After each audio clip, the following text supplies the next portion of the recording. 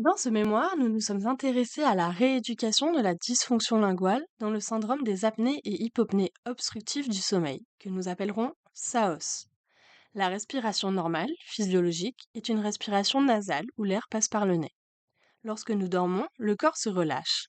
Et si certains éléments sont moins toniques ou moins bien coordonnés entre eux, ils peuvent bloquer ou freiner le passage de l'air au niveau de la luette, de la langue et du pharynx. Cette obstruction peut provoquer des ronflements, des apnées ou des hypopnées.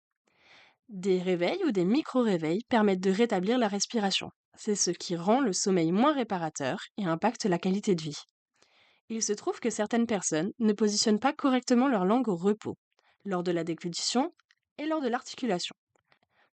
Ainsi, pendant le sommeil, leur langue a d'autant plus de difficultés à se maintenir à la bonne place et amplifie l'effondrement du carrefour aéropharyngien.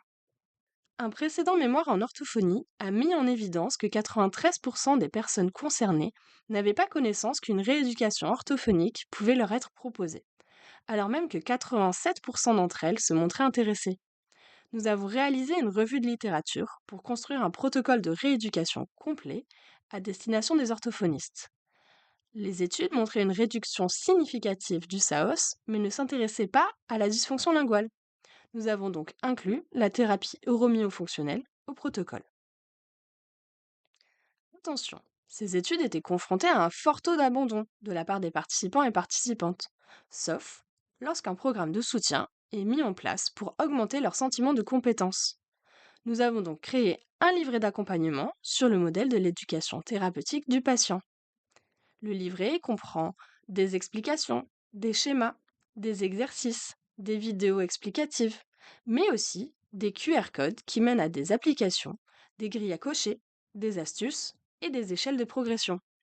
Nous avons ensuite soumis le livret à un comité constitué d'orthophonistes au profil varié, d'une personne chargée de la communication et de patientes atteintes de SAOS. Elles ont toutes validé le livret.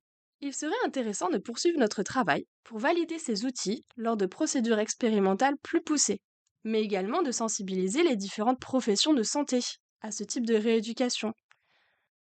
Aussi, nous pourrions apporter un regard spécifique aux freins de langue restrictifs qui, nous savons, a un rôle à jouer dans le SAOS et la dysfonction linguale.